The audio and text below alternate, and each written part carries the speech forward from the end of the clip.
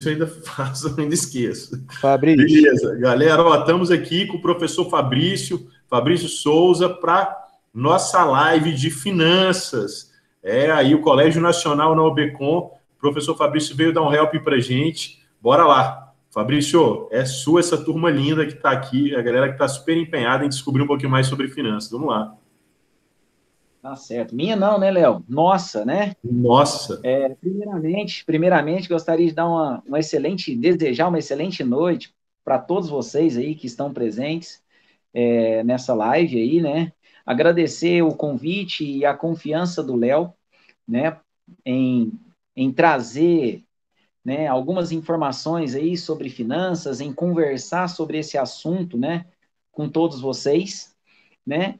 E assim, né, nós do Colégio Nacional estamos dando um pontapé nesse assunto tão importante que é falar sobre finanças, né? Eu acho que a gente tem que começar cada vez mais. Você vai perceber, eu vou trazer alguns dados para vocês aqui nesse bate-papo inicial, o quanto isso tem despertado o interesse das pessoas, né, ultimamente, e o quanto isso é um mercado que ainda pode ser crescente no Brasil, correto?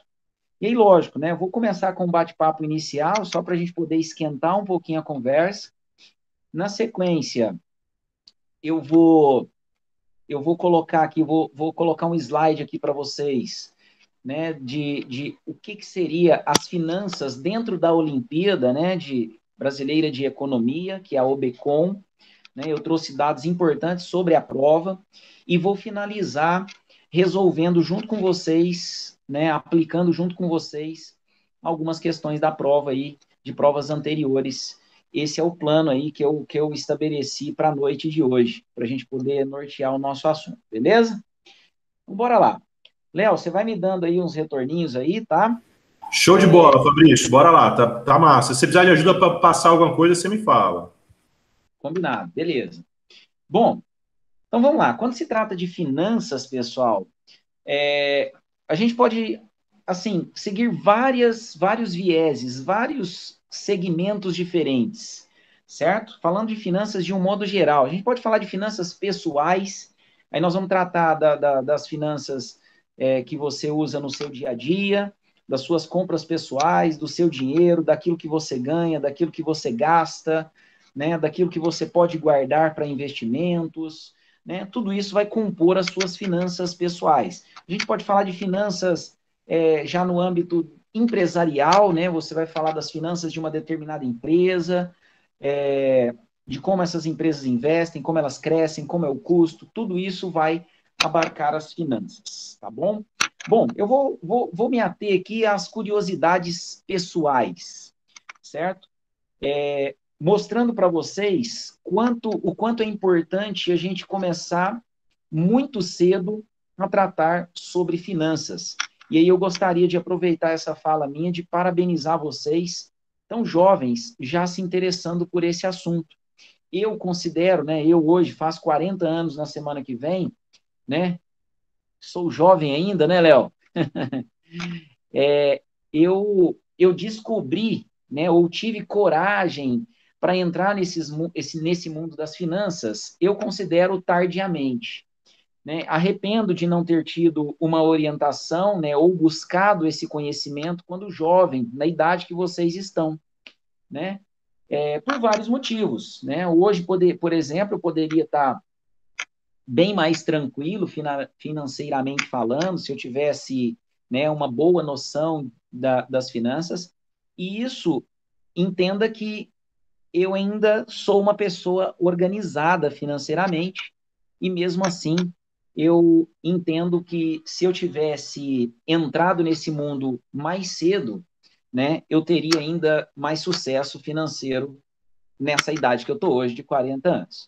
Mas nunca é tarde, tá? Não acredite, tá? Isso nunca é tarde, sempre é tempo ainda para você entender. E quando você trata de finanças, pessoal, você tem que entender o seguinte: as pessoas, né, a grande maioria das pessoas, hoje são desorganizadas financeiramente, elas não têm controle da própria vida financeira. Por quê? Porque às vezes é chato você acabar fazendo controle total das suas finanças. E não entenda ter controle total das finanças, né? Você ser um muquirana de mão cheia a vida inteira. Isso não é ser controle de finanças. Você tem que usar as finanças para você poder realizar sonhos, certo? Então, não é você viver em função do dinheiro, para acumular dinheiro, e sim fazer uso inteligente do dinheiro para que ele proporcione a você, né, a realização dos seus sonhos. Seja uma viagem, seja a conquista de algum bem, alguma coisa nesse sentido, certo? Então, assim, então as pessoas, de um modo geral, são desorganizadas financeiramente, certo? Então vamos imaginar o seguinte, ó, só para você ver, um dado real, de 18 de janeiro desse ano, 2021, estima-se que hoje 66,5% das famílias estão endividadas hoje no Brasil, certo? Esse dado foi coletado em 18 de janeiro, certo? E esses dados vêm do ano de 2020. Lógico, essas dívidas são de diversos fatores, né? Às vezes, por ter passado por uma dificuldade financeira, teve que criar uma dívida, teve que adquirir uma dívida para poder ajustar, né? Ou às vezes mesmo aquelas dívidas simples, né? Dívida do financiamento de uma casa, financiamento de um carro, né? Então, 66,5% das pessoas hoje encontram-se endividadas. E lógico, nesse número, né, você tem aí também as pessoas que têm aquelas dívidas que eles não conseguem pagar por simples descontroles. Tá bom? Bom, aí quando se trata de finanças, né, você sempre imagina também a área dos investimentos, tá? E quando se trata de investimentos, todo mundo acredita, né, uma falsa crença de que você precisa de muito dinheiro para poder investir, certo? Então, assim, isso não é uma verdade. Você, com pouco dinheiro, você consegue investir. Eu costumo dizer para as pessoas, né, que quando a gente fala de dinheiro, o grande lance não é ganhar muito. Lógico que todo mundo quer ganhar muito, porque quando você ganha muito vai sobrar, né? Você vai conseguir proporcionar coisas melhores e grandes coisas. Mas o grande lance das finanças não é ganhar muito, e sim aprender a gastar pouco. Eu não digo gastar pouco, mas gastar com inteligência. Você tem que gastar de modo que o seu dinheiro sobre, para que você possa investir, para que aquele dinheiro no futuro, de pouco em pouco, num futuro, quando você não mais conseguir trabalhar ou não mais querer trabalhar tanto, esse dinheiro possa trabalhar para você ou você possa usufruir desse dinheiro sem abrir mão dos sonhos presentes. Cuidado com isso, né? Porque senão você torna um, um fissurado em acumular capital. Não se esqueça que a gente está falando também de sonhos, tá? Quando se fala de finanças, a gente fala de sonhos também. Tudo bem? Então, ó, falando do universo de investimentos, né, alguns dados importantes. Hoje, no Brasil, só para você entender como o mercado de finanças ainda é crescente, ou tem espaço para crescer, apenas 3% da população brasileira investe na Bolsa de Valores. Apenas 3%. Se eu estou falando de CPFs, tá? Pessoas físicas, tá? Estou tirando as instituições aí, estou tirando os CNPJs. Tudo bem? No ano passado, esse número cresceu, né, de 2019 para 2020, até o final de 2020, esse número cresceu 92,5%. Ou seja, o número de CPFs na Bolsa de Valores dobrou no último ano. Isso mostra que um crescente interesse da população pelo assunto finanças. Beleza? Hoje, atualmente, nós temos aí, são dados de 15 de janeiro de 2021, nós temos 3.229.318 CPFs cadastrados na B3, na nossa Bolsa de Valores. Número muito pequeno, 3% da população. Países como os Estados Unidos, você tem 55% da população com dinheiro investido na Bolsa de Valores, pessoas investindo em grandes empresas ou no crescimento de grandes empresas. O Japão, nós temos 45% da população investindo nisso. Tá? Lógico, tudo isso tem a ver, né, com o desenvolvimento do país, com o cenário econômico e uma série de outros fatores que compõem essa economia aí, tá bom? Ó, No fim de 2020, olha para você ver quanto dinheiro, né, você movimenta, né, quando se trata aí de investimentos em bolsa de valores. Né? No fim de 2020, apurou-se 452,6 bilhões de reais investidos na bolsa durante o ano de 2020. É muita grana, certo? Isso eu estou falando de pessoa física, certo? Eu, você, quem mais investe, pessoa, investe ali um pouquinho, 10 mil, 20 mil, 50 mil, 100 mil, isso compõe todo o universo, né, de investimentos aí no ano de 2020, certo? Agora, uma coisa interessante, né, uma coisa interessante. Esse número aumentou, o volume total aí aumentou 31% em relação a 2019, ou seja, o volume financeiro aumentou 31% de 2019 para 2020. Só que a média por pessoa investida, ela tem caído no último ano. Mas como assim? Eu, você, temos investido menos dinheiro, mas o volume total aumentou? Sim, isso prova o quanto entrou de pequenos investidores na Bolsa de Valores. Isso prova, mais uma vez, né, o quanto as pessoas têm interessado, né, por essas finanças. Tá bom?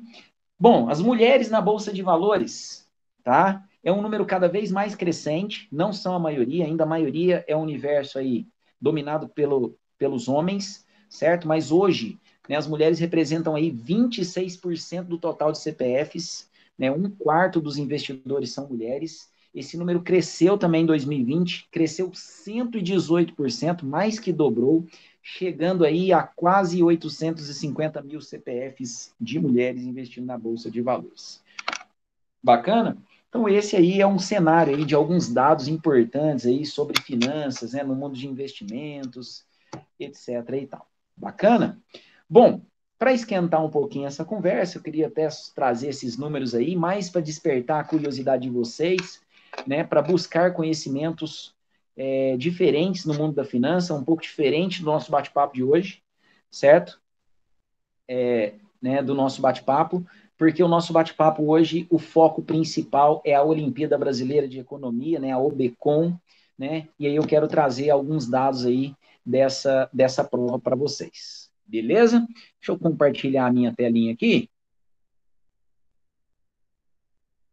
Alguma perguntinha, Léo? Alguma curiosidade ou não?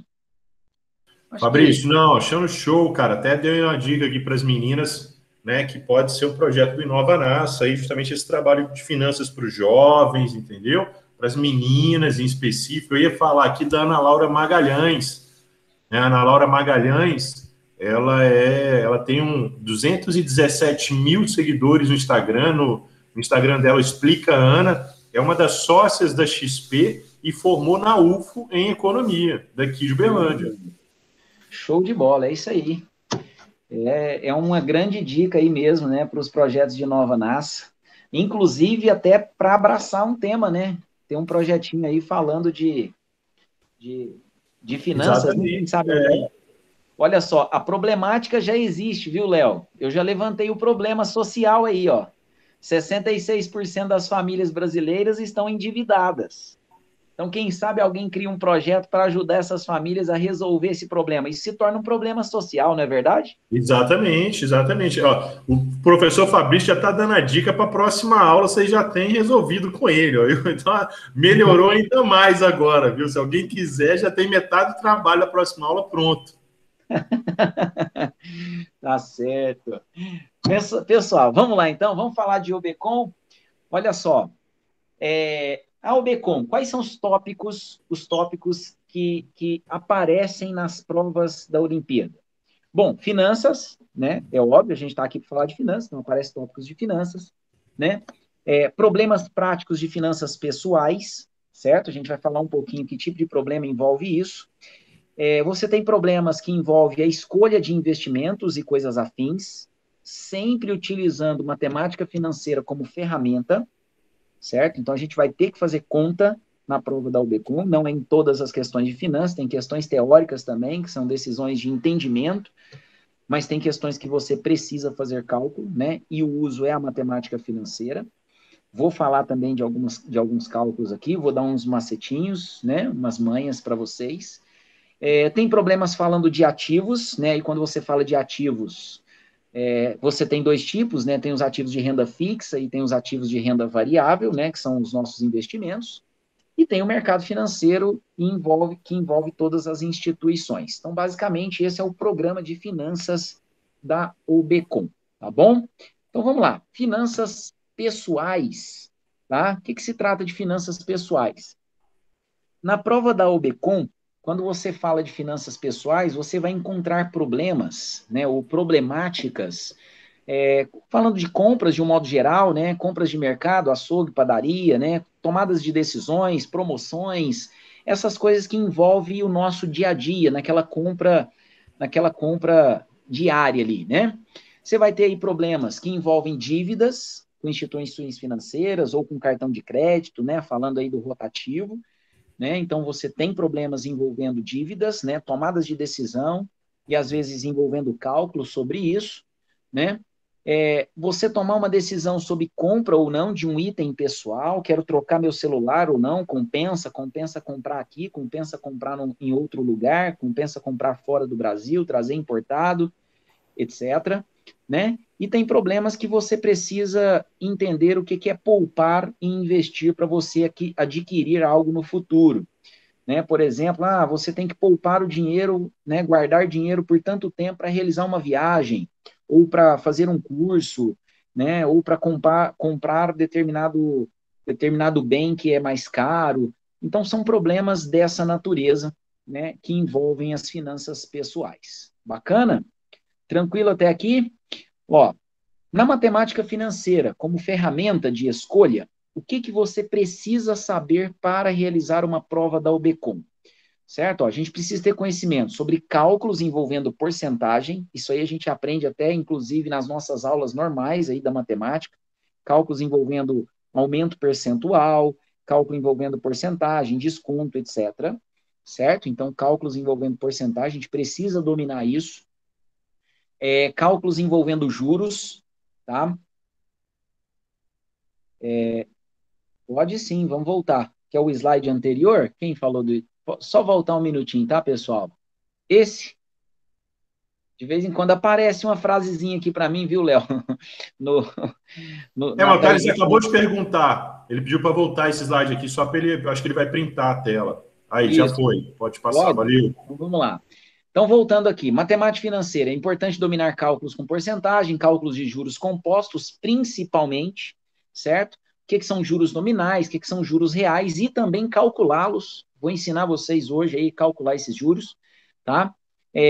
Entender sobre taxas, Selic, CDI, entre outras taxas também. Entender sobre inflação, né? O caso mais importante aí, o índice que mede a nossa inflação é o IPCA, não é só esse, existem outros, tem o IGPM, etc. Então é importante você entender sobre esses índices, né, e como isso afeta a nossa economia, principalmente a nossa economia, as nossas finanças pessoais, né? Então é importante você dominar essa parte aí da matemática financeira, tá? Bom, o que é importante você entender? Alguns termos, aparecem alguns termos muito importantes. Às vezes, para algumas pessoas, eles já são óbvios, já são naturais, mas eu vou dar uma passada por eles. Em alguns problemas, ele cita Selic. O que é Selic? Sistema Especial de Liquidação e Custódia, né? Selic ou taxa Selic. É a nossa taxa básica de juros da nossa economia, tá? Quem decide a Selic? Tem um órgão que é ligado ao Banco Central chamado Copom.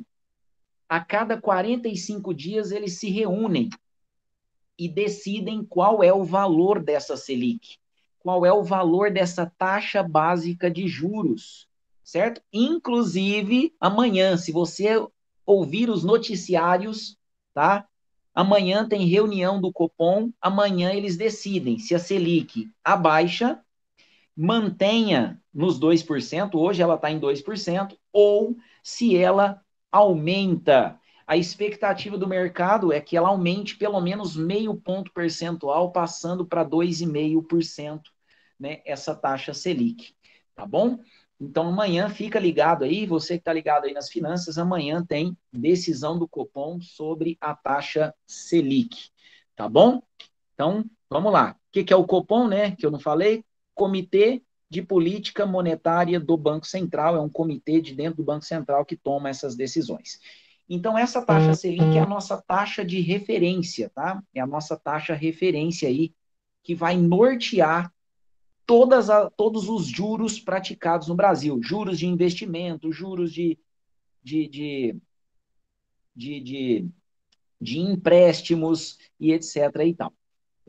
Eu vi uma perguntinha aí, Léo. Você lê ela para mim, por favor? Eu não consegui ler, foi rapidinho. O Gabriel falou se esse é o Tesouro Direto. O Tesouro Direto, um dos produtos do Tesouro Direto, Gabriel, é o Tesouro Selic. O Tesouro Selic é um título do governo que você compra, ou seja, né, entrando um pouquinho nessa área dos investimentos, eu vou falar um pouquinho mais à frente aí. Então, você compra um título do Tesouro, tem um produto que o governo vende, chamado Tesouro Selic, e todo o seu dinheiro ele vai render, né, ele vai crescer de acordo com a taxa Selic. Então, por exemplo, hoje a taxa Selic está em 2%. Se você colocar o seu dinheiro hoje, né, ou comprar um Tesouro Selic, né, o seu dinheiro vai render 2% ao ano, tá? Só um comentário depois, a gente vai conseguir entender isso mais à frente. Hoje, o seu dinheiro no Tesouro Selic, você está perdendo o dinheiro por causa da inflação, certo? A gente vai entender como é que funciona essa relação, tá? Taxa nominal, no caso, taxa Selic, com a taxa, né, de inflação que a gente tem no momento, tá bom? Eu vi uma outra perguntinha aí, Léo. Não consegui Todas as ler. dívidas do governo seguem essa taxa, a Selic? Não, não. Existem outros produtos que o governo vende também, né, que são atrelados a outros índices. Tem título do Tesouro, por exemplo, tem um produto chamado Tesouro IPCA. O que acontece? Esse título vai valorizar de acordo com o IPCA, com a inflação, certo? Tem o IPCA+, que ele vai render inflação mais alguma porcentagem, mais um e poucos por cento, ou 2%, alguma coisa. Então, tem vários produtos, tá, dentro do Tesouro Direto. Entenda que, né, o Tesouro, né, você está emprestando dinheiro para o governo federal brasileiro. Você está colocando a mão no governo federal. E por que o governo vende produtos, né, para a gente poder comprar? Para arrecadar dinheiro. Com qual finalidade? Simples. Fazer investimentos, crescer a economia, né, construção, né, de diversas coisas em benefício da sociedade, né? Lógico, se você olhar na teoria, o capitalismo é perfeito, não é verdade? Mas nem sempre na prática isso funciona. Mas não vamos entrar em detalhes políticos aqui. Bom, continuando sobre a Selic, tá? Ô Como eu Fabrício, o venho... Vinícius perguntou aqui se tem algum índice, algum site que você vê esses índices atuais, você sabe? Eu pus um aqui da FGV, mas eu não sei se ele é atual, eu acho que ele quer dia a dia, né? Aqui, ó, E aqui tá não no... é dia a dia, né? Eu coloquei aqui no próprio site do Banco Central, às vezes você consegue ver, no próprio site da Bolsa de Valores, o site da B3, no próximo slide tem o endereço, eu deixei aí para vocês, tá nos slides aí, você consegue visualizar algumas taxas dessas aí. Ou então, se digitar na própria internet mesmo, você vai ver uma série de coisas, as próprias Vou corretoras procurar de alguns aqui, vou colocar para ele.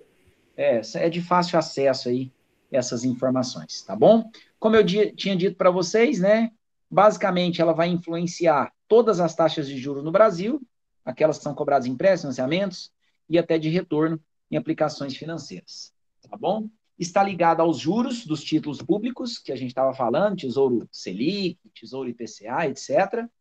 E para vocês, para a gente poder entender a Selic, né, importantíssimo a gente entender a necessidade que o governo tem de arrecadar dinheiro além dos impostos. Então, o governo tem outras formas, além dos impostos, de arrecadar dinheiro. Um deles né, a venda de tesouros, né, de tesouro do título do governo.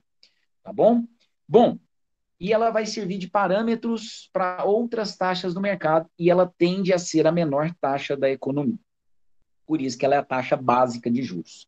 Então, não se pode cobrar, né, como se fosse uma taxa de referência. Existe uma chamada taxa referencial, mas ela já está zerada, já tem alguns anos, nem se fala mais em taxa referencial. Então, hoje, a taxa Selic é a referência, né, que vai nortear todos os investimentos. Lógico, o banco pode cobrar mais? Pode cobrar muito mais, o tanto que ele quiser, mas hoje, né, a taxa Selic aí é uma referência para todos esses financiamentos. Você vai entender que quando a Selic está mais baixa, isso vai influenciar diretamente os juros dos empréstimos. Você vai ver que os juros ficam mais baratos. Você consegue pegar dinheiro emprestado no banco pagando uma taxa menor.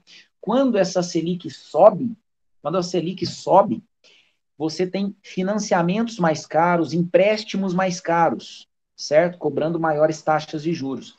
E aí você vai entender também daqui a pouco que a Selic, ela vai servir, né? Ela também é usada como uma ferramenta de controle da inflação. Olha só que legal.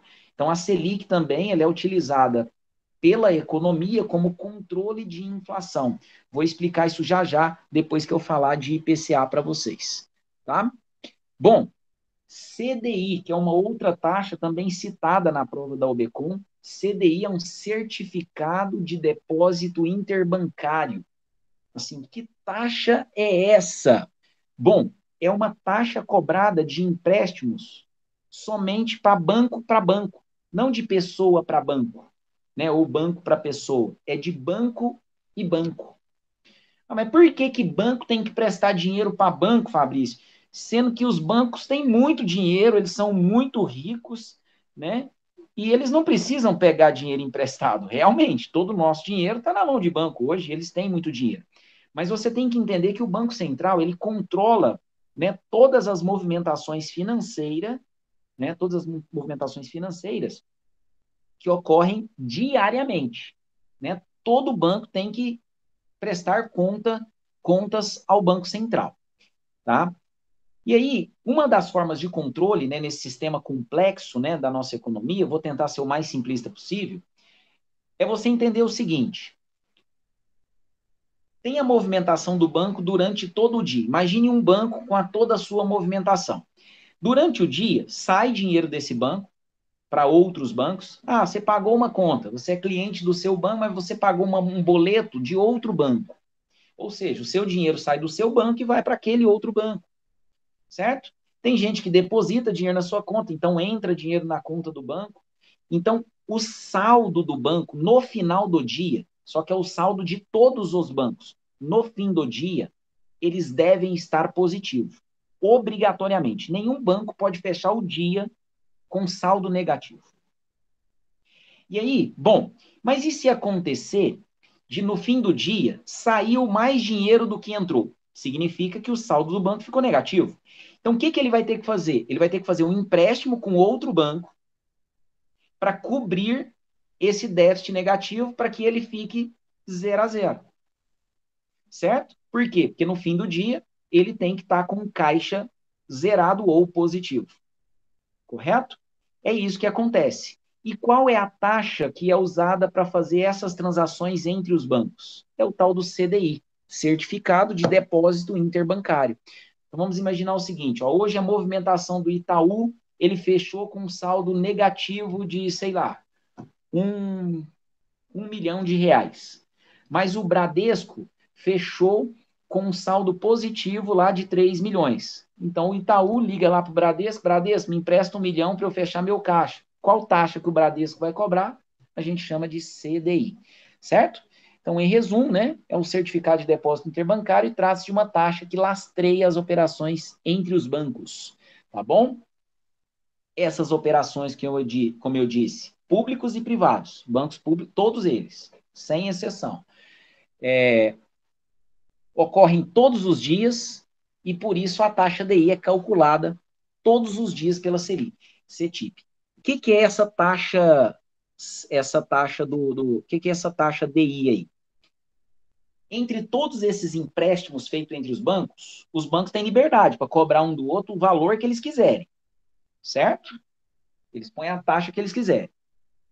A média de todas essas taxas compõe essa taxa CDI, que é a taxa que é divulgada lá no site da B3. Tá aí o site aí para vocês. Você entrar no site da B3, você vai ver, né, qual é o CDI de hoje. Foi a média de todos os empréstimos entre os bancos no dia de hoje. É essa média aí do CDI. Certinho? Essa média muda, mas ela tem uma pequena variação e ela sempre vai andar muito próxima da Selic. Tem um motivo para ela andar muito próxima da Selic. Tá bom? Quem calcula essa taxa é um órgão chamado CETIP, Central de Custódia e Liquidação Financeira de Títulos Privados, né? Esse empréstimo aí entre os bancos aí, certo? Como eu disse também, ó, cada banco decide as condições de seu empréstimo, incluindo a taxa a ser cobrada pelo CDI. Já a taxa DI representa a média do valor cobrado nessas operações de CDI. Certinho? Bom, taxa Selic e CDI. Cara, elas vão dar juntas, sempre. De mãos dadas, sempre. Tem motivo. Por quê? Vamos imaginar um cenário que a Selic, que ela é definida pelo Banco Central, ou seja, decidido pelo governo, vamos entender que a taxa Selic esteja muito maior que o CDI. Pensa você como um banco. Pensa você como um banco. Se a taxa Selic está muito maior que o CDI, você vai preferir emprestar dinheiro para outro banco ou para o governo? Lembra que a Selic é do governo e a CDI é o empréstimo que você faz para outro banco. É lógico que você vai preferir emprestar o dinheiro para o governo, para o Tesouro, certo? CDI, eu perdi quem me perguntou, Léo? Foi a Duda, a Maria Eduarda Izal. Ela perguntou a diferença entre CDI e CDB. Boa Ela falou pergunta. que pode falar quando for falar do assunto, mas eu acho que está no assunto, né? É um assunto, lógico. CDI é uma taxa, certo, Duda? CDI é uma taxa. CDB, certo? CDB é um produto que o banco te oferece, é um produto de investimento, certificado de depósito bancário, certo? É um CDB, certo? CDI é uma taxa e o CDB é um produto que o banco oferece para você colocar o seu dinheiro. E aí, muitas vezes, a maioria dos CDBs, eles são atrelados a essa taxa de CDI, certinho? Então, eles são atrelados a essa taxa. Tudo bem? Então, ó, existe CDB que paga para o investidor 100% do CDI. Ou seja, se o CDI, vamos supor, se tiver 5%, se você colocar o seu dinheiro no CDB do seu banco, ele vai pagar 5%, 100% CDI. Tem alguns bancos que pagam até mais que o CDI, pagam 110%, 120% do CDI. Tá? Então, o CDB é um produto de investimento. É quando você coloca dinheiro naquele banco, você está emprestando dinheiro para o banco especificamente. Então, tem o CDB do Banco Itaú. Você comprou um produto lá, CDB do Banco Itaú. Você está pegando dinheiro e colocando na mão do Itaú. Fala assim, Itaú, toma. Certo? Tem o CDB do Banco Inter. Então, você está colocando dinheiro do Banco Inter. Não são todos, tá? Cuidado. Não são todos os CDBs que são bons. Você tem que tomar cuidado com qual CDB de qual instituição você está comprando. Tá? Aí tudo, é lógico, tem um estudo muito mais profundo, né? Você tem, às vezes, quanto mais porcentagem do CDI o CDB está oferecendo, né? Você tem que ver qual é a credibilidade daquela instituição, qual é a chance, qual é o patrimônio, tem uma série de fatores que devem ser analisadas. Isso aí poderia ser assunto, às vezes, mais profundo, de um outro momento, né? Não vai ser importante para essa prova, tá bom? E ao contrário, pessoal, também é importante, né? Se o CDI tiver muito mais alto que a Selic, também não é interessante, porque as remunerações dos títulos que usam a CDI como referência não vai ser interessante para os bancos. Pensa uma CDI extremamente alta, e aí você compra um CDB lá do banco, o banco vai ter que pagar uma porcentagem enorme por aquele CDB se a CDI estiver muito elevada. Então, não é muito interessante também os bancos, né, começar a cobrar assim, juros muito, muito alto entre eles, porque isso eleva a CDI, elevando a CDI, eles vão ter que depois pagar, né, para o investidor que comprou o CDB daquele banco. Beleza? Tranquilo até aqui, pessoal, com essas taxas aí, sim ou não? Tranquilos? Dá um retorno Show. aí. Estou falando demais, Não, mas tá ótimo. Uma excelente introdução aqui para a gente. A Gabi perguntou: CDB é melhor que o Tesouro Selic. Vai depender, viu, Gabi? Tem que olhar. Tem que analisar caso depende. a caso. Depende. Né? Você tem que analisar também, são muito próximos, tá? Você tem que entender também que às vezes o CDB ele não tem liquidez diária. Agora vamos entender o termo liquidez. Liquidez, né? Vamos pensar, líquido é algo que escorre, vamos dizer assim, né? Então é algo extremamente fácil. Então a liquidez, quando você fala em termos de financiamento, é o quão rápido o dinheiro chega à sua mão. Então, tem muito CDB, né, que não tem liquidez diária. Então, você colocou o dinheiro lá, às vezes você só consegue retirar ele quando vence o prazo.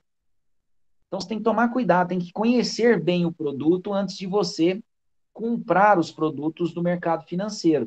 Porque não tem nada que faz você retirar esse dinheiro. Se o CDB só vai te pagar no final do contrato, se você comprou um CDB de 5 anos, você só pega o dinheiro de volta 5 anos. Corrigido, lógico, por todas as taxas, mas só pode retirar no final. E tem CDB que você pode tirar qualquer dia, todos os dias, não tem problema, né? Então tem que tomar cuidado aí com esses produtos aí. O Tesouro Selic é um produto de liquidez diária. Você pode vender o título a qualquer momento. Você comprou o título, deixou lá, não precisa vender. Tesouro Selic, tá? Tem liquidez diária. Inclusive, por todos os... Perdi aqui, eu fui tentar ler a pergunta, aí ela some da tela, eu perdi. O que eu ia falar? O Tesouro Selic, ele é recomendado, né, por todos, 99,999% das pessoas que trabalham com educação financeira, Tesouro Selic é uma recomendação para você deixar o seu dinheiro, né, aquela reserva de emergência, né? Ponto mais importante, antes de você entrar no mundo da renda variável, comprar ações, comprar produtos mais voláteis, importante você ter uma reserva de emergência. Aquele dinheiro que está lá, ele não vai render muito, às vezes você não está ganhando dinheiro com aquilo, mas, né, você poder retirar aquele dinheiro a qualquer momento, né? Aí estudos indicam, né, que você tenha pelo menos, né, aí depende muito do que você faz, do seu tipo de trabalho, né, de 3, 6 meses a um ano de reserva de emergência. Né? Ou seja, vamos por 6 meses, você calcula todo o seu gasto fixo, sua despesa fixa, e multiplica por 6. Esse é o dinheiro que você deve ter na sua reserva de emergência. E aí, lógico, o recomendado são produtos de renda fixa de um modo geral. Mas cuidado, tem muito produto de renda fixa que não possui a tal da liquidez diária. Você não consegue tirar o seu dinheiro. CDB é um produto de renda fixa que não tem liquidez diária sempre. Tá bom? Bom, vamos seguir, vamos seguir. O IPCA, que é Fabrício, o Vinícius perguntou se os bancos fazem o dinheiro render 100% do CDI, tipo Inter. Eu tenho conta, estou perdendo para a inflação. 100% do CDI tem que calcular, tem que olhar o CDI de hoje, né, quanto que ele está rendendo. Você tem que tirar aí também o que você pagaria de imposto de renda, certo? Porque tem a parte aí do imposto de renda e ele é regressivo, esse imposto de renda que a gente paga no CDB, certo? E tem que analisar também, né, o quanto rende aí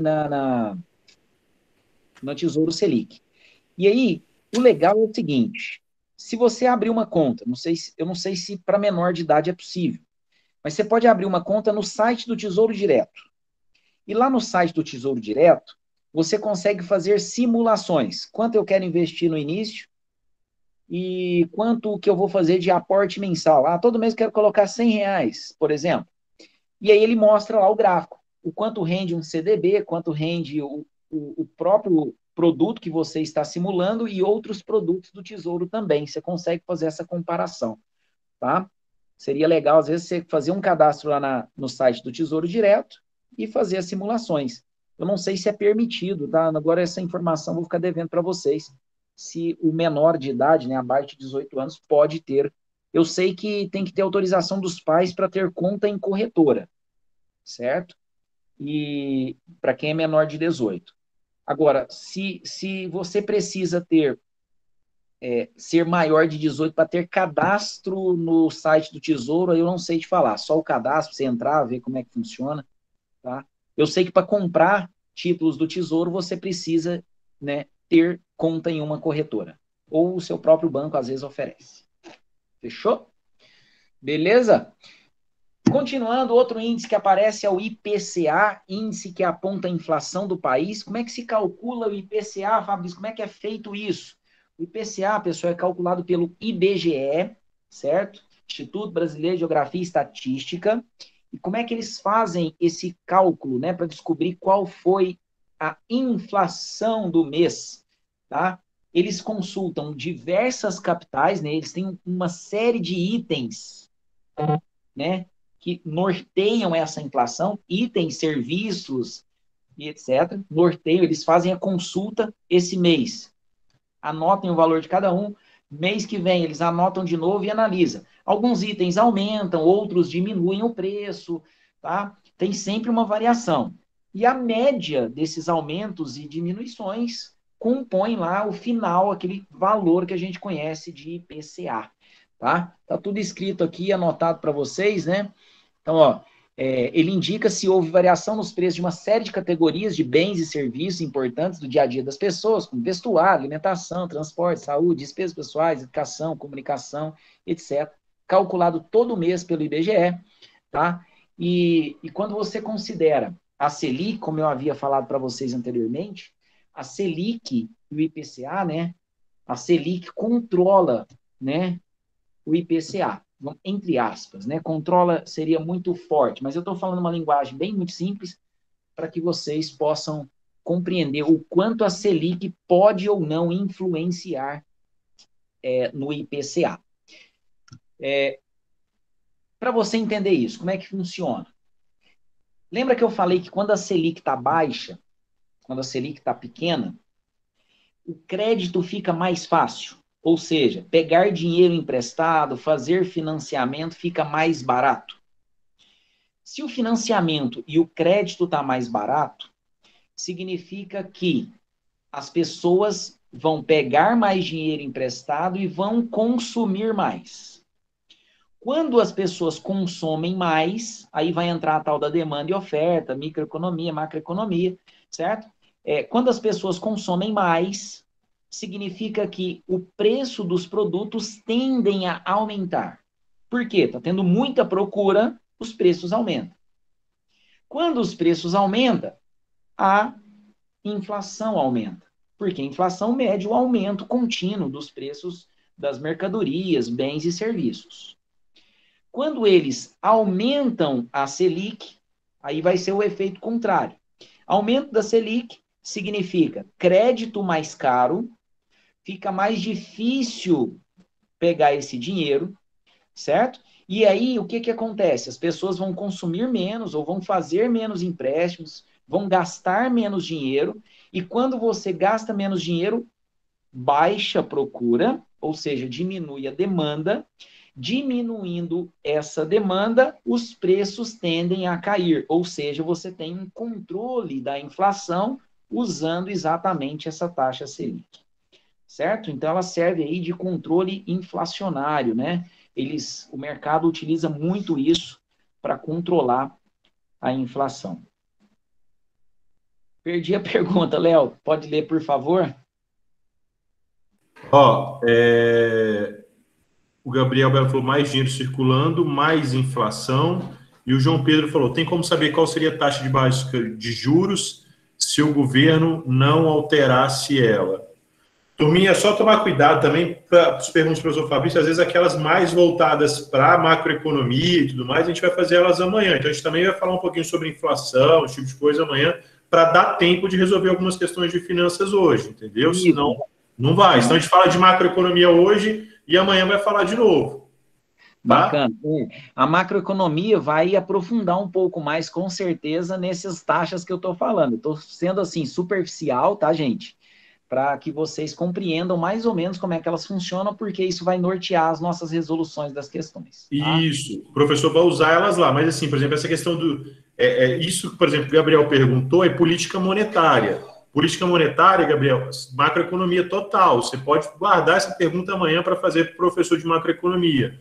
Entendeu? A do João Pedro também, a do Thales. É sério, estou falando isso só para a gente ter oportunidade de trabalhar hoje com finanças. Porque Isso.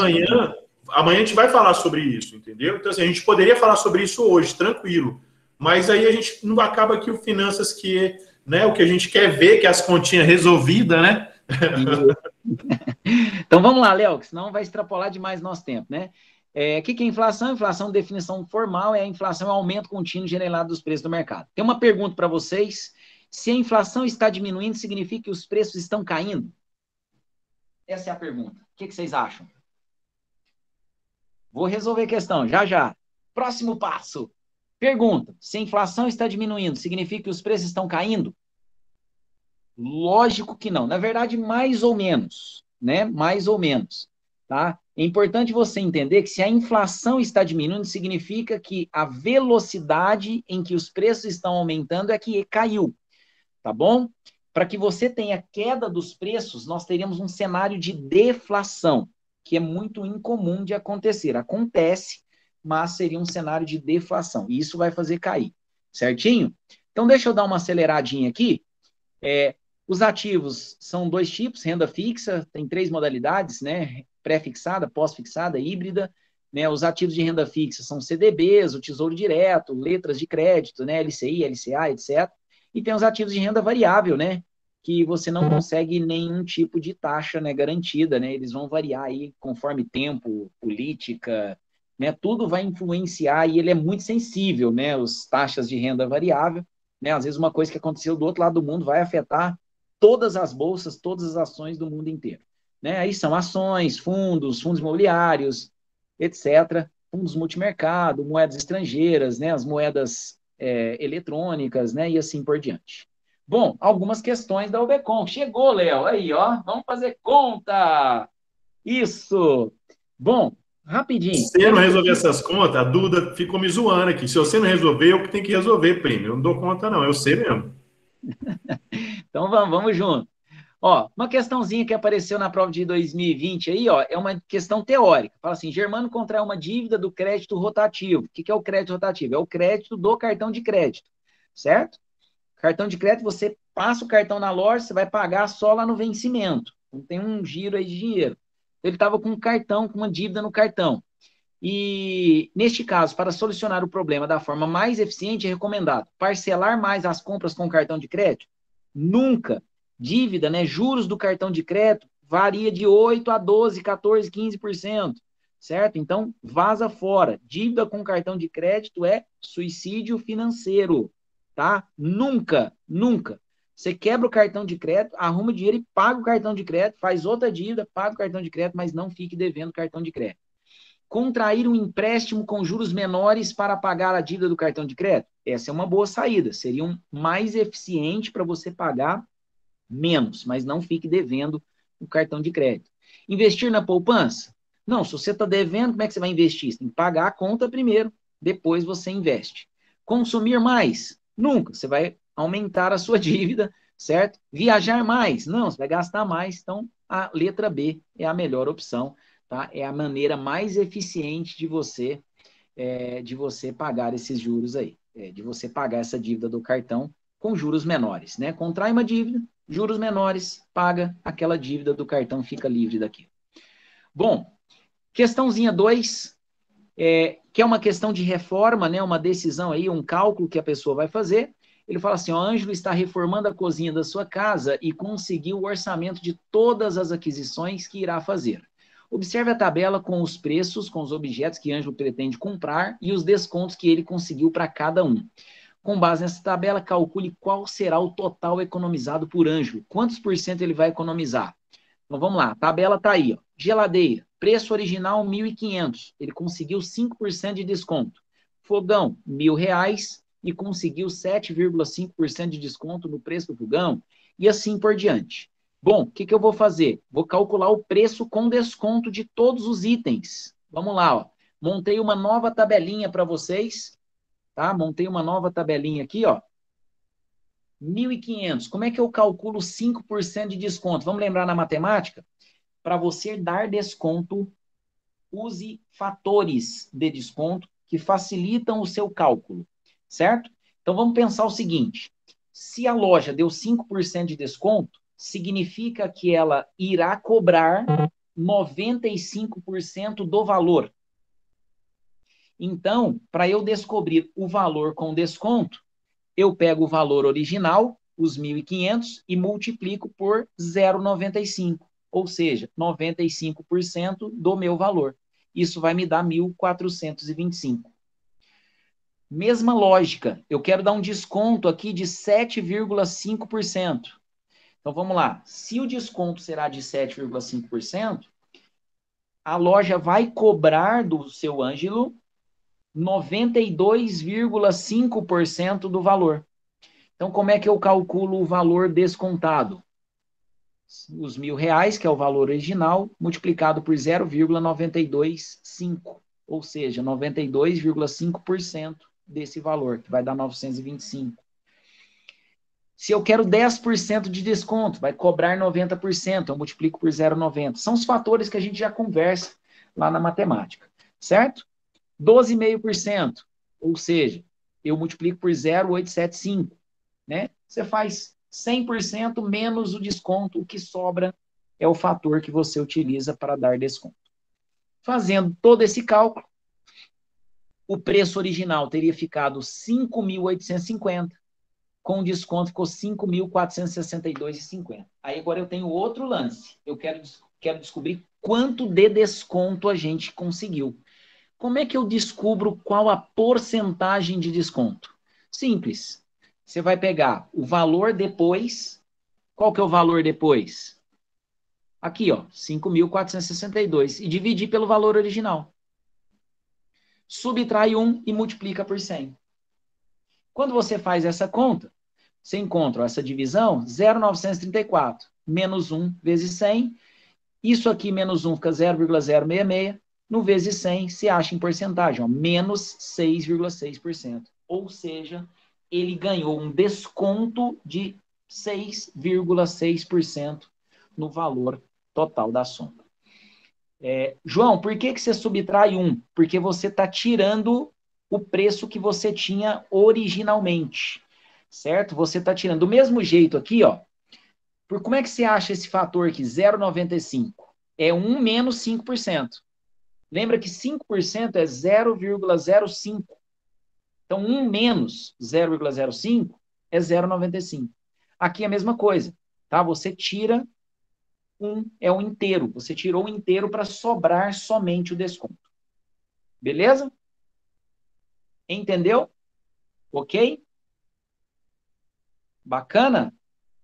Lembra que o ano passado, Gabrielzinho, eu falei numa aula, ó, dica de ouro. Dica de ouro. Dica de ouro. Como é que eu calculo de um valor para outro o quanto aumentou e como é que eu calculo de um valor para outro o quanto diminuiu? Então, você tem o primeiro valor e o segundo. Sempre, a regra é a mesma, nas duas situações, para calcular aumento e desconto percentual. Valor que vem depois, dividido pelo valor que está antes. Tira 1 e multiplica por 100. Certo? Pode usar a regra de 3 também, tá? Pode usar a regra, você vai fazer mais conta, mas dá certo também. Mas eu acho que vocês deveriam fugir às regras de 3 para trabalhar com finanças, tá? Para você se tornar aí um bom calculista na área de finanças, é importante você entender bem esses fatores, porque você toma decisões mais rápidas e mais assertivas também, tá bom? Vamos seguir. Compra de um telefone no Brasil e nos Estados Unidos. Ó, o iPhone X comprado na Amazon dos Estados Unidos custa $400. O mesmo aparelho, com as mesmas especificações, vendido pela Amazon Brasil, custa R$ 3.200.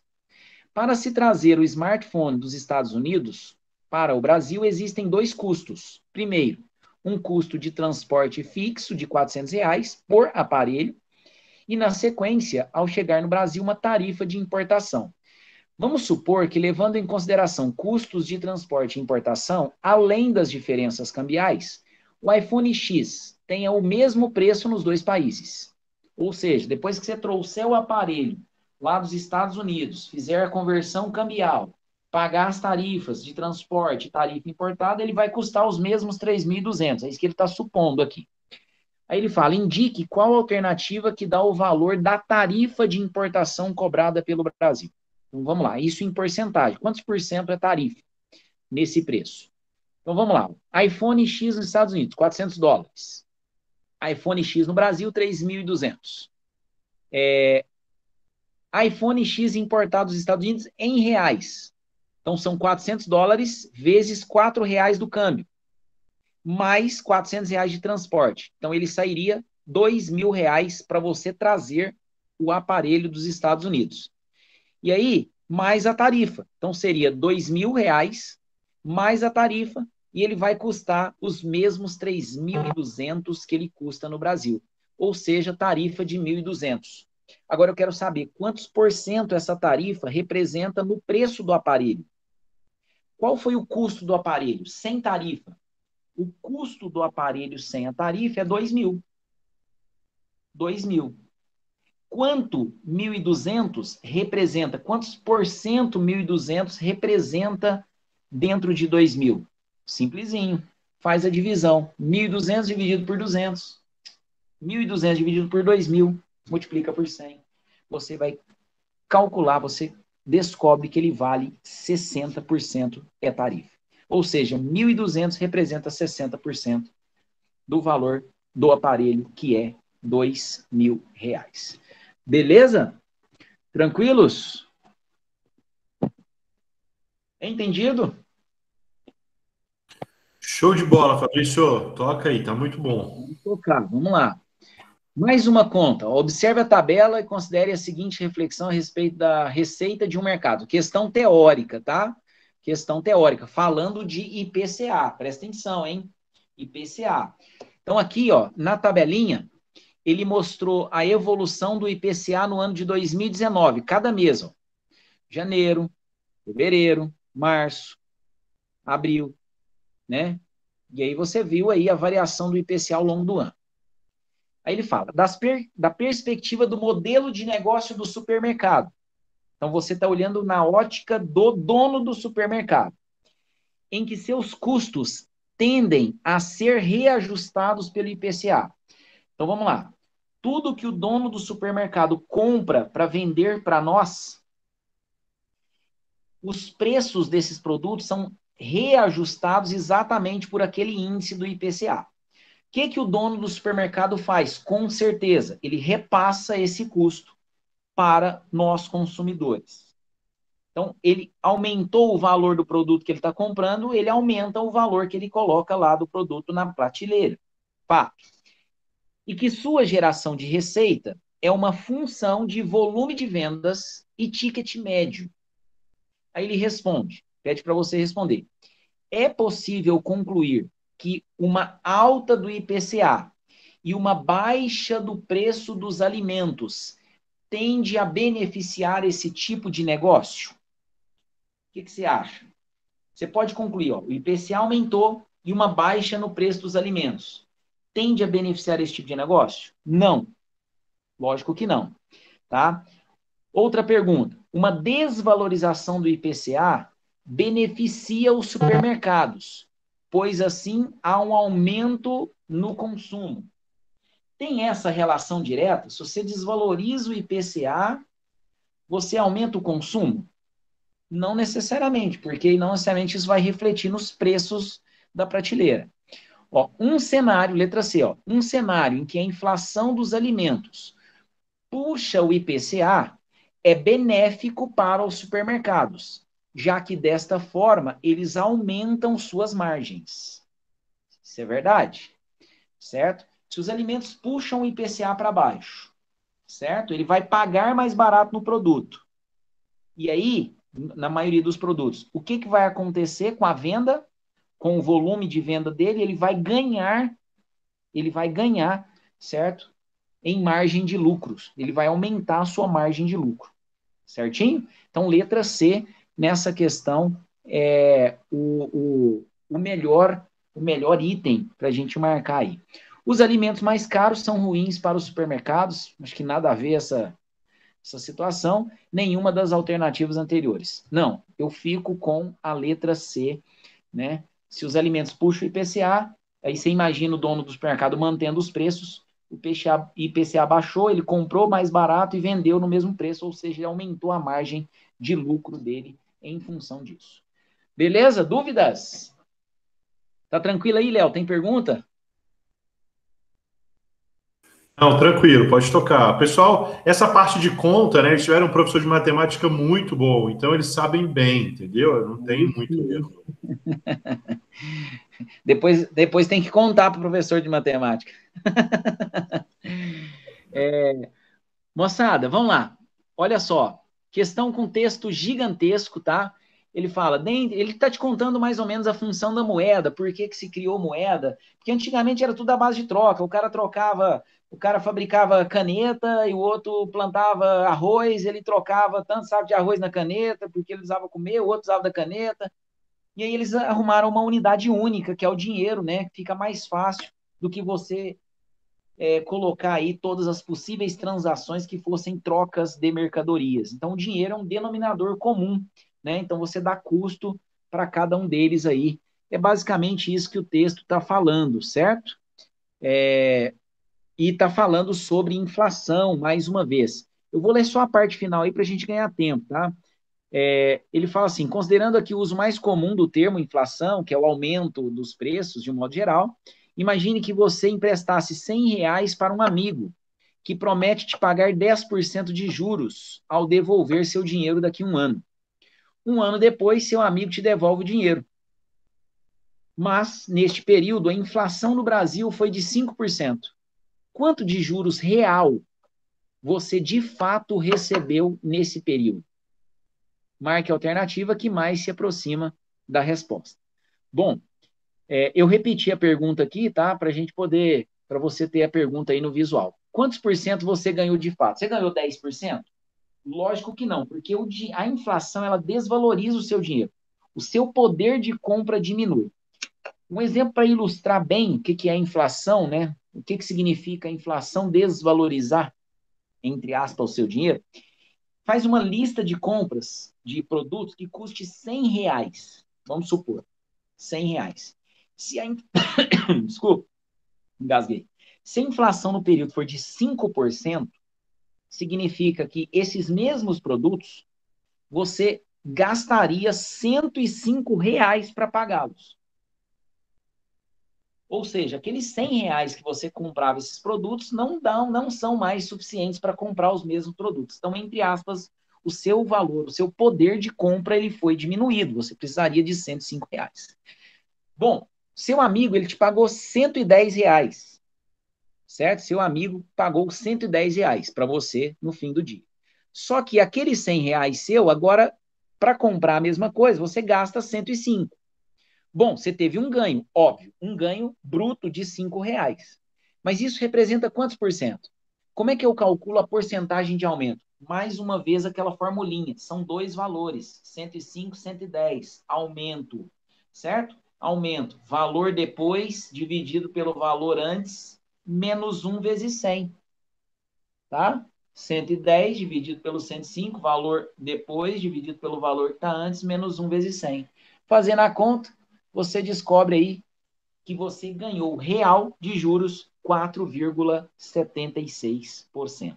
Tá vendo como essa formulinha é útil? Já duas questões a gente usou a mesma fórmula, certo? Você está considerando, você está calculando qual foi a variação percentual de um valor para outro.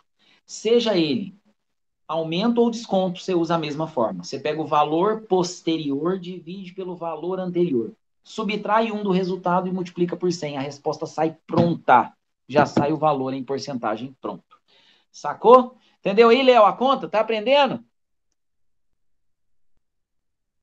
Vou ficar fera nisso, viu? Aí sim, hein, Léo? Meninos e meninas, entenderam aí? Tá jóia aí o cálculo? Maravilha. Ó, Mais uma questãozinha aí, ó, falando de IPCA, olha só que legal, IPCA e falando de juro nominal, juro que seria a Selic, falando da Selic aí. Ele está considerando uma Selic de 6,4%, tá? Ele pergunta assim, ó, também vou resumir o texto aí. Fala da Selic, IPCA, depois você lê com calma, vou focar nos cálculos aqui. Considerando os juros, que os juros só podem incidir sobre a dívida, e assumindo por hipótese que a taxa, que toda a dívida brasileira fosse indexada pela Selic, ou seja, tudo que o Brasil deve fosse reajustado de acordo com a Selic, que nesse caso aí está de 6,4%. Qual é o juro real no Brasil em 2018 em percentual do PIB, certo? E ele pediu para a gente assumir que a dívida bruta do Brasil, né, em relação ao PIB, terminou 2018 com 76,7%. Ou seja, tudo que o Brasil arrecada, que é o PIB brasileiro, ele deve 76,7% desse valor. Isso no final de 2018, é isso que está contando a questão. E ele quer saber qual foi o juro real. Bom, como calcular juro real? Olha a fórmula. Você vai fazer essa expressão, taxa real, juro real. Opa, peraí, que eu cliquei errado aqui. 1 mais a Selic, dividido por 1 mais o IPCA. Tira 1, multiplica por 100. Você reconhece essa fórmula aqui? É muito parecida com aquela que a gente estava usando para calcular os descontos, né, os aumentos e descontos percentuais de um valor para outro. Valor posterior dividido pelo valor antes, menos 1 vezes 100. Aqui é a mesma coisa. Aumento da Selic, ou seja, o dinheiro aumentou a Selic. O dinheiro desvalorizou pela IPCA. Então, do IPCA para a Selic, qual é o juro real? É isso que a gente está calculando ali. Valor posterior dividido pelo valor antes, menos 1 vezes 100. Tá? É assim. Olha o exemplo. 1 mais a Selic. Lá estava 6,4%. Então, 1 mais 6,4% vira 1,064. O IPCA estava de 3,75%. Então, 1 mais o IPCA, 1,0375. Menos 1 vezes 100, você vai chegar em 2,55. Esse valor, pessoal, estava no texto. Muita gente, eu vou voltar aqui, calcula de maneira errada. Eu já vi gente aí formada nas áreas de economia e finanças fazer esse cálculo errado. Muita gente olha para cá, ó, e acha assim, ó, uai, Selic a 6,4, acompanha o mouse aí, e essa taxa, e o IPCA 3,75, muita gente subtrai. 6,4 menos 3,5 dá 2,65. Mas o juro real, ele te falou aqui, ó, 2,55. E eu te mostrei no cálculo que não é só subtrair. A taxa de juro real aqui, ó, 2,55, a gente calcula usando essa expressão. Certinho? Existem outras questões que você precisa determinar esse juro real também, tá? Durante a prova. Bom, nossa porcentagem do PIB, o juro real que foi acrescido no PIB, o juro real seria 78, a dívida passaria a ser 78,66% do PIB, né? E quando você considera essa diferença em relação à dívida anterior, você descobre que houve um aumento aqui de 1,96% do PIB na nossa dívida. Esse foi o aumento real da dívida brasileira nessa situação, considerando que a dívida foi reajustada pela Selic e considerando a inflação do período. Entendido, pessoal? Sim ou não? Sim. Não sei se deu para acompanhar, né? Os dois slides e tal, as duas taxas aí. Bacana? Na verdade, essa taxa real, né, o Fabrício, é essa formulinha aqui que é bem simples, na verdade, mas eles precisam ter ela em mente, né? Porque aí elas conseguem fazer exercício, porque o resto é dedução, né? Isso, exatamente. Aí o resto vai ser consequência dos cálculos mesmo. Tá bom? Vamos lá, vamos ver o que mais que eu preparei para vocês aqui. Ó, portfólio, carteira de investimentos. Vocês viram que eu fui pegando uma questão de cada área, né? Envolvendo PCA, juro real, peguei questão de várias situações aí, né? De dívida dívida pessoal, né? Fala assim, ó, portfólio ou carteira de investimentos é um dos conceitos mais básicos da gestão de ativos financeiros. Este representa um conjunto de títulos escolhidos por um investidor. Agora propõe-se a situação em que o investidor percebe que sua carteira de investimento, a qual inicialmente investiu R$ 5.000, desvalorizou 10%. Então, o conjunto de produtos que ele estava investindo, né, desvalorizou, caiu 10%, ficando em R$ 4.500. Quanto este investidor precisa que seus ativos valorizem para que ele volte a ter o capital inicial investido? Bom, ele espera que eles valorizem. Ele desvalorizou 10%. Erro comum. Todo mundo fala assim, ele tem que valorizar 10% e voltar no preço anterior. Não, ele não tem que valorizar 10%, que ele não vai voltar no valor anterior. Pega 4.500 e aumenta 10%. Não vai dar 5.000, vai dar 4.950. Certo? Então, como é que eu calculo qual a porcentagem ele deve aumentar? Mesma situação de antes, ó. Eu tenho 4.500, eu quero que esse valor chegue a 5.000. Ele precisa aumentar quantos por cento? Olha a setinha. Então, vamos lá. Como é que eu faço a conta? Já é a terceira vez que eu faço que eu aplico a mesma forma.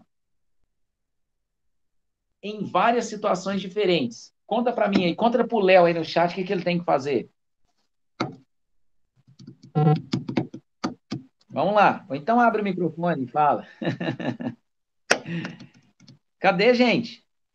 Valor posterior dividido pelo valor anterior, menos 1 vezes 100, ou seja, 5.000 dividido pelos 4.500, menos 1 vezes 100. Subtrair não, né? Dividir, subtrair por 1, multiplicar por 100.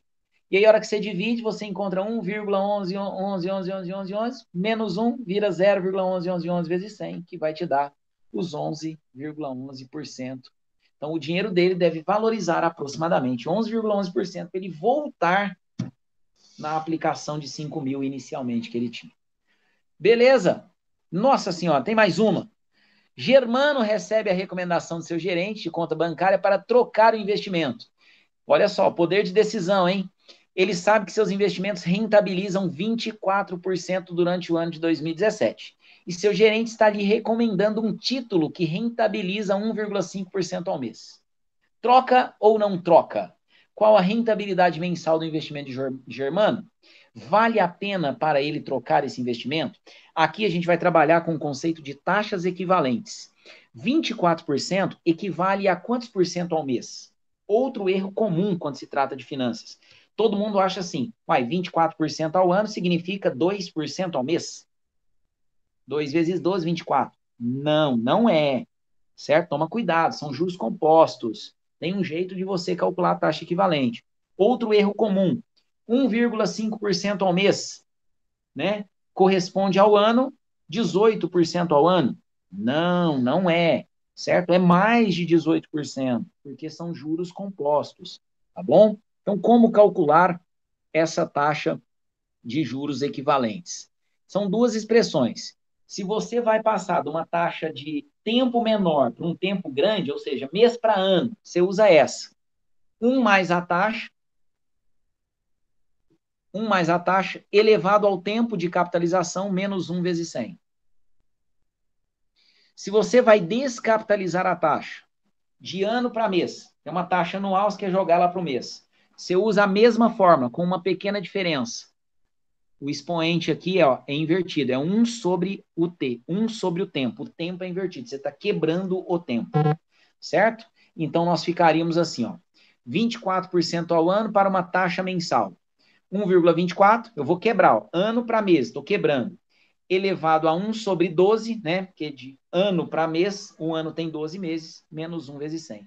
Você descobre que a taxa mensal é de 1,8% ao ano.